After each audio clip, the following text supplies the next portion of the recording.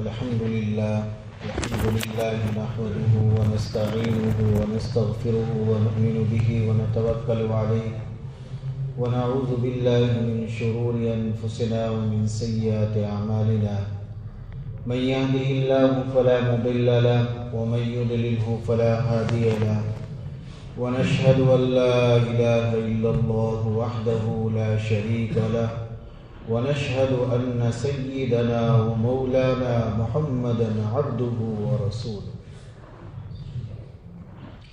أما بعد فأعوذ بالله من الشيطان الرجيم بسم الله الرحمن الرحيم حاميم والكتاب المبين إنا أنزلناه في ليلة مباركة إنا كنا منذرين فيها يفرق كل أمر حكيم صدق الله العظيم.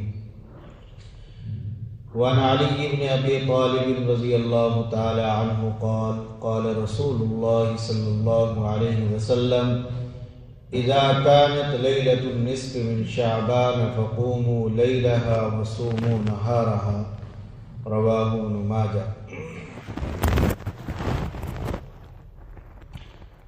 محترم بزرگوں اور بھائیوں، جیسا کہ آپ سبھی کو معلوم ہے کہ یہ شعبان کا مہینہ چل رہا ہے.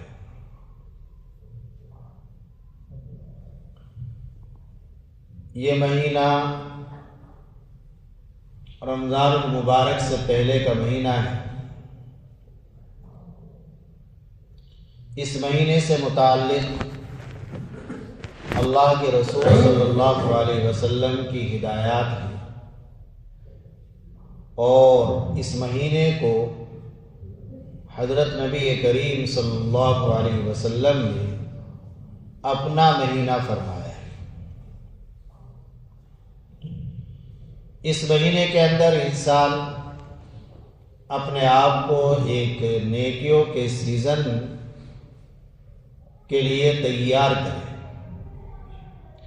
نیکیاں کمانے کا ایک سیزن آ رہا ہے.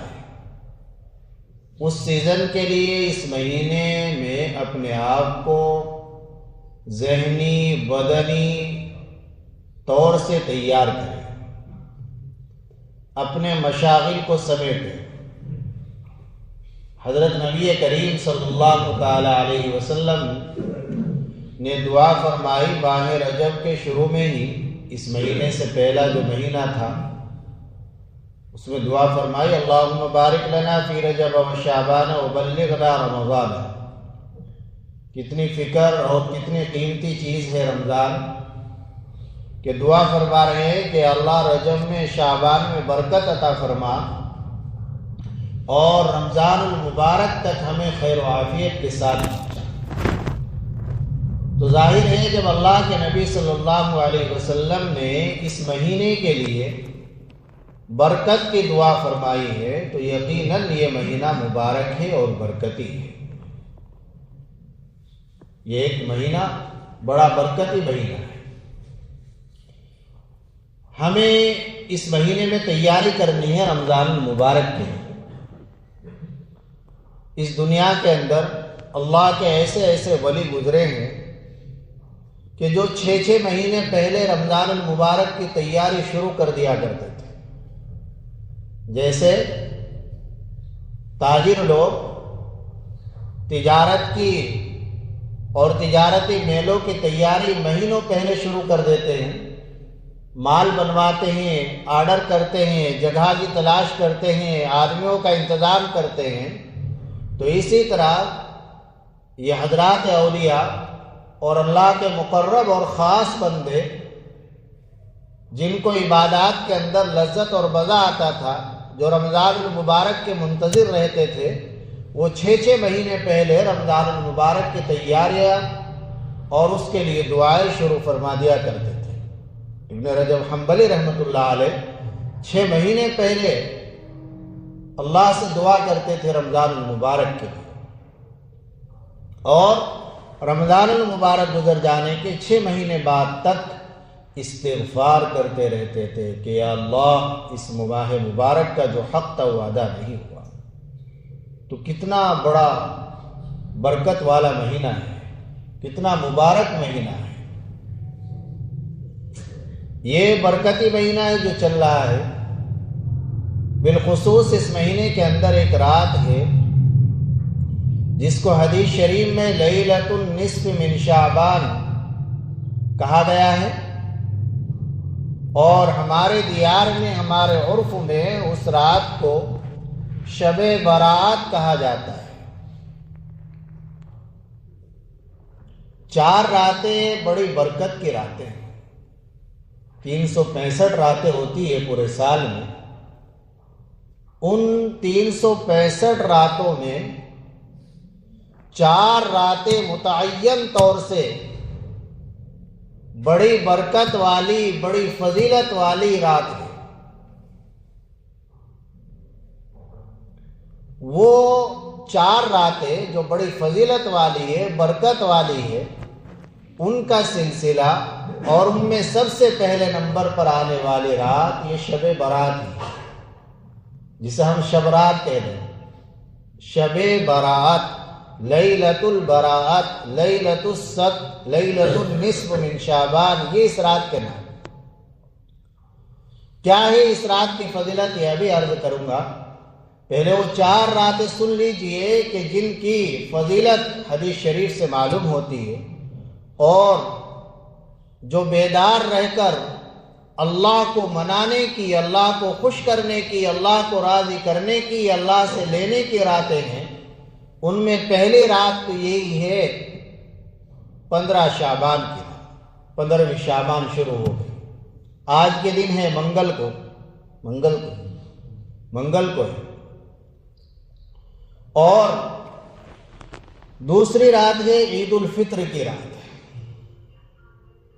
شریعت میں ان راتوں کو بڑے اہتمام سے بیان کیا گیا ہے، لیکن شیطان تو ساتھ لگا ہوا ہے، اور شیطان اپنی چالیں چلتا ہے۔ جو جتنی مبارک راتیں ہیں ہمارے مذہب کے اندر، تو ان مبارک راتوں کو امت کا 80% طبقہ ضائع کر دیتا ہے، بلکہ اس سے بھی زیادہ۔ دیکھیے شب براتی کیسے ضائع ہوتی ہے، آپ خود دیکھ لیجیے۔ دوسری رات ہے عید الفطر کی رات، صبح کو عید ہے، عید کا چاند نظر آ گیا، وہ رات بھی بڑی برکتی رات ہے، بڑی فضیلت والی رات ہے۔ وہ عبادت کی رات ہے، وہ اللہ کو منانے کی رات ہے، وہ اللہ سے انعام لینے کی رات ہے، اللہ کو راضی کرنے کی رات ہے۔ ویسے تو اللہ تعالی ہر وقت، ہر رات میں ہی رحیم، کریم اور غفور ہے، لیکن ان راتوں کے اندر اللہ کی رحمت خاص متوجہ ہوتی ہے بندوں کی طرف۔ یہ 4 رات ہیں۔ دوسری رات ہو گئی عید الفطر کی رات۔ آپ دیکھ لیجئے اپنے معاشرے کا حال کہ عید الفطر کی رات ہمارے کہاں گزرتی ہے؟ جامع مسجد پر، بازار میں، رائے والے میں، بازار میں، ہوٹلوں پر، بائک دوڑانے میں، اور ادھر ادھر، اور ہماری ماں بہنیں مہندی لگانے میں، اور فلاں کام میں، اور اس میں رہتے ہیں۔ حالانکہ وہ رات تو ایسی ہے کہ انسان تنہائی میں اللہ کے سامنے بیٹھے روئے کہ اللہ ایک عظیم نعمت سے تو نے نوازا تھا، مبارک مہینہ اس حال میں کیا تھا۔ سیرت مصطفیٰ چینل پر ایک بار پھر سے خوش آمدید۔ محترم سامعین، آج میں آپ کو 15 شعبان کے سلسلے میں 4 صحیح باتیں بتلانے والا ہوں۔ نمبر 1، اس رات میں اللہ سبحانہ وتعالی جتنی توفیق دے اپنے گھر میں انفرادی عبادتیں کرنا، مگر ہم نے اس رات کو گناہوں کی ہنگامی رات بنا دیا ہے۔ مسجدوں اور قبرستان میں جمع ہوتے ہیں، کھاتے پیتے اور شور کرتے ہیں، یہ سب غلط ہے، اس کی کوئی حقیقت نہیں۔ اس رات میں نفلیں پڑھنی چاہیے، اور پوری رات پڑھنی ضروری نہیں، جتنی اللہ توفیق دے گھر میں پڑھے۔ یہ انفرادی عمل ہے، اجتماعی عمل نہیں۔ اگلے دن روزہ رکھے، یہ روزہ رکھنا۔ دوسری بات یہ ہے کہ اگلے دن روزہ رکھے، اور یہ روزہ رکھنا صرف مستحب ہے۔ تیسری بات اس رات کے بارے میں یہ ہے کہ اپنے لیے، اپنے مرحومین کے لیے اور پوری امت کے لیے مغفرت کی دعا کرے۔ اس کے لیے قبرستان جانا ضروری نہیں۔ اس رات میں حضرت اکرم صلی اللہ علیہ وسلم قبرستان ضرور گئے ہیں، مگر چپکے سے گئے ہیں۔ حضرت عائشہ رضی اللہ عنہا کو اتفاقاً پتہ چل گیا تھا، نیز حضور پاک صلی اللہ علیہ وسلم نے اس رات میں قبرستان جانے کا کوئی حکم بھی نہیں دیا، اس لیے ہمارے یہاں جو تماشے ہوتے ہیں وہ سب غلط ہیں۔ چوتھی بات اس رات کے بارے میں یہ ہے کہ جن دو شخصوں کے درمیان لڑائی جھگڑا اور اختلاف ہو وہ اس رات میں صلح صفائی کر لیں. اگر صلح صفائی نہیں کریں گے تو بخشش نہیں ہوگی. یہ چار کام اس رات میں ضعیف حدیث سے ثابت ہیں اور ضعیف کا لحاظ اس وقت نہیں ہوتا جب سامنے صحیح حدیث ہو. ضعیف حدیث کے مقابلے میں ضعیف حدیث کو نہیں لیا جاتا، لیکن اگر کسی مسئلے میں ضعیف حدیث ہی ہو اس کے مقابلے میں صحیح حدیث نہ ہو تو ضعیف حدیث لی جاتی ہے. اور ایسا یہی ایک مسئلہ لانا نہیں ہے، بہت سے مسائل ہیں جن میں ضعیف حدیثیں ہیں اور ضعیف احادیث سے مسائل ثابت ہوتے ہیں، جیسے صلاۃ التسبیح کی 11 روایتیں ہیں اور سب ضعیف ہیں، مگر سلف کے زمانے سے صلاۃ التسبیح کا رواج ہے. البتہ ضعیف حدیث سے واجب اور سنت کے درجے کا عمل ثابت نہیں ہوگا، استحباب کے درجے کا حکم ثابت ہوگا. لہذا صلاۃ التسبیح پڑھنا مستحب ہے. ایسے ہی 15 شعبان کے بارے میں جو روایات ہیں وہ بھی ضعیف ہیں، مگر ان سے استحباب کے درجے کا عمل ثابت ہو سکتا ہے. لہذا احادیث میں بیان کیے گئے چاروں کام مستحب ہوں گے. شب برات، اس کے اعمال اور اس کے اعمال کو بالکل بے اصل کہنا درست نہیں. البتہ سورہ دخان کی 30 آیت انا انزلناہ فی لیلۃ مبارکہ کا مصداق شب برات نہیں ہے، اس کا مصداق شب قدر ہے، کیونکہ قرآن کریم شب قدر میں نازل ہوا ہے، شب برات میں نہیں. یہ چاروں باتیں جو میں نے عرض کی ہیں یہ ہمارے حضرت الاستاذ مفتی سعید احمد صاحب پالنپوری نور اللہ مرکزہ کی باتیں ہیں، جو دارالعلوم دیوبند کے سابق شیخ الحدیث و صدر المترخصین تھے. ہمارے حضرت استاد والا نے اپنے علمی خطبات میں بھی ان 4 باتوں کو لکھا ہے. اللہ پاک ان 4 باتوں پر عمل کرنے کی توفیق عطا فرمائے. اور آپس میں لڑائی جھگڑے کر رہے ہیں. ناظرین، سیرت مصطفیٰ چینل پر ایک بار پھر سے خوش آمدید. محترم سامعین، آج میں آپ کو 15 شعبان کے سلسلے میں 4 صحیح باتیں بتلانے والا ہوں. نمبر 1، اس رات میں اللہ سبحانہ و تعالی جتنی توفیق دے اتنی گھر میں انفرادی عبادتیں کرنا، مگر ہم نے اس رات کو گناہوں کی ہنگامی رات بنا دیا ہے. مسجدوں اور قبرستان میں جمع ہوتے ہیں، کھاتے پیتے اور شور کرتے ہیں، یہ سب غلط ہے. اس کی کوئی حقیقت نہیں. اس رات میں نفلیں پڑھنی چاہیے اور پوری رات پڑھنی ضروری نہیں. جتنی اللہ توفیق دے گھر میں پڑھے. یہ انفرادی عمل ہے، اجتماعی عمل نہیں. اگلے دن روزہ رکھے، یہ روزہ رکھنا. دوسری بات یہ ہے کہ اگلے دن روزہ رکھے اور یہ روزہ رکھنا صرف مستحب ہے. تیسری بات اس رات کے بارے میں یہ ہے کہ اپنے لیے، اپنے مرحومین کے لیے اور پوری امت کے لیے مغفرت کی دعا کرے. اس کے لیے قبرستان جانا ضروری نہیں. اس رات میں حضور اکرم صلی اللہ علیہ وسلم قبرستان ضرور گئے ہیں، مگر چپکے سے گئے ہیں. حضرت عائشہ رضی اللہ عنہا کو اتفاقاً پتہ چل گیا تھا.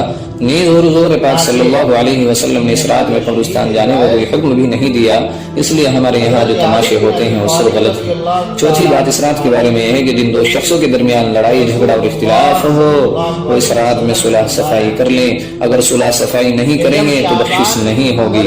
یہ 4 کام اس رات میں ضعیف حدیث سے ثابت ہیں اور ضعیف کا لحاظ اس وقت نہیں ہوتا جب سامنے صحیح حدیث ہو.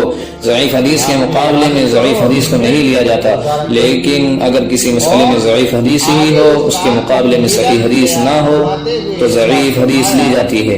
اور ایسا یہی ایک مسئلہ لانا نہیں ہے، بہت سے مسائل ہیں جن میں ضعیف حدیثیں ہیں اور ضعیف احادیث سے مسائل ثابت ہوتے ہیں، جیسے صلاۃ التسبیح کی 11 روایتیں ہیں اور سب ضعیف ہیں، مگر سلف کے زمانے سے صلاۃ التسبیح کا رواج ہے. البتہ ضعیف حدیث سے واجب اور سنت کے درجے کا عمل ثابت نہیں ہوگا، استحباب کے درجے کا حکم ثابت ہوگا. لہذا صلاۃ التسبیح پڑھنا مستحب ہے. ایسے ہی 15 شعبان کے بارے میں جو روایات ہیں وہ بھی ضعیف ہیں، مگر ان سے استحباب کے درجے کا عمل ثابت ہو سکتا ہے. لہذا احادیث میں بیان کیے گئے چاروں کام مستحب ہوں گے. شب برات، اس کے اعمال اور اس کے اعمال کو بالکل بے اصل کہنا درست نہیں. البتہ سورہ دخان کی 30 آیت انا انزلناہ فی لیلۃ مبارکہ کا مصداق شب برات نہیں ہے، اس کا مصداق شب قدر ہے، کیونکہ قرآن کریم شب قدر میں نازل ہوا ہے، شب برات میں نہیں. یہ چاروں باتیں جو میں نے عرض کی ہیں یہ ہمارے حضرت الاستاذ مفتی سعید احمد صاحب پالنپوری نور اللہ مرکزہ کی باتیں ہیں، جو دارالعلوم دیوبند کے سابق شیخ الحدیث و صدر المترخصین تھے. ہمارے حضرت استاد والا نے اپنے علمی خطبات میں بھی ان 4 باتوں کو لکھا ہے. اللہ پاک ان 4 باتوں پر عمل کرنے کی توفیق عطا فرمائے. اب اگر وہ کسی دن یہ السلام علیکم ناظرین، سیرت مصطفیٰ چینل پر ایک بار پھر سے خوش آمدید. محترم سامعین، آج میں آپ کو 15 شعبان کے سلسلے میں 4 صحیح باتیں بتلانے والا ہوں۔ نمبر 1، اس رات میں اللہ سبحانہ و تعالی جتنی توفیق دے اتنی گھر میں انفرادی عبادتیں کرنا، مگر ہم نے اس رات کو گناہوں کی ہنگامی رات بنا دیا ہے۔ مسجدوں اور قبرستان میں جمع ہوتے ہیں، کھاتے پیتے اور شور کرتے ہیں، یہ سب غلط ہے، اس کی کوئی حقیقت نہیں۔ اس رات میں نفلیں پڑھنی چاہیے اور پوری رات پڑھنی ضروری نہیں، جتنی اللہ توفیق دے گھر میں پڑھے، یہ انفرادی عمل ہے، اجتماعی عمل نہیں۔ اگلے دن روزہ رکھے، یہ روزہ رکھنا، دوسری بات یہ ہے کہ اگلے دن روزہ رکھے اور یہ روزہ رکھنا صرف مستحب ہے۔ تیسری بات اس رات کے بارے میں یہ ہے کہ اپنے لیے، اپنے مرحومین کے لیے اور پوری امت کے لیے مغفرت کی دعا کرے، اس کے لیے قبرستان جانا ضروری نہیں۔ اس رات میں حضور اکرم صلی اللہ علیہ وسلم قبرستان ضرور گئے ہیں مگر چپکے سے گئے ہیں۔ حضرت عائشہ رضی اللہ عنہا کو اتفاقاً پتہ چل گیا تھا، نیز حضور پاک صلی اللہ علیہ وسلم نے اس رات میں قبرستان جانے کا کوئی حکم بھی نہیں دیا، اس لیے ہمارے یہاں جو تماشے ہوتے ہیں وہ سب غلط ہے۔ چوتھی بات اس رات کے بارے میں یہ ہے کہ جن دو شخصوں کے درمیان لڑائی جھگڑا اور اختلاف ہو وہ اس رات میں صلح صفائی کر لیں، اگر صلح صفائی نہیں کریں گے تو بخشش نہیں ہوگی۔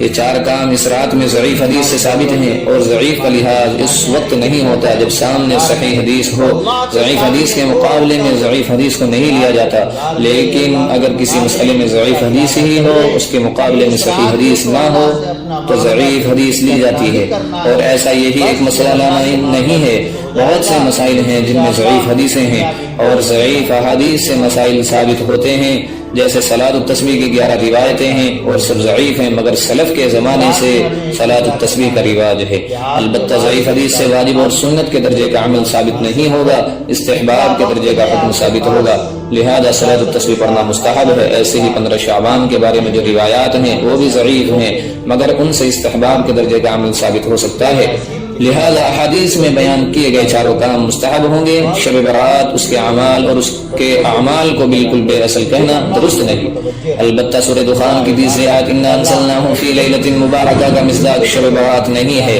اس کا مصداق شب قدر ہے، کیونکہ قرآن کریم شب قدر میں نازل ہوا ہے، شب برات میں نہیں۔ یہ 4 باتیں جو میں نے عرض کی ہیں یہ ہمارے حضرت الاستاذ مفتی سعید احمد صاحب پالن پوری نور اللہ مرقدہ کی باتیں ہیں، جو دارالعلوم دیوبند کے سابق شیخ الحدیث و صدر المدرسین تھے۔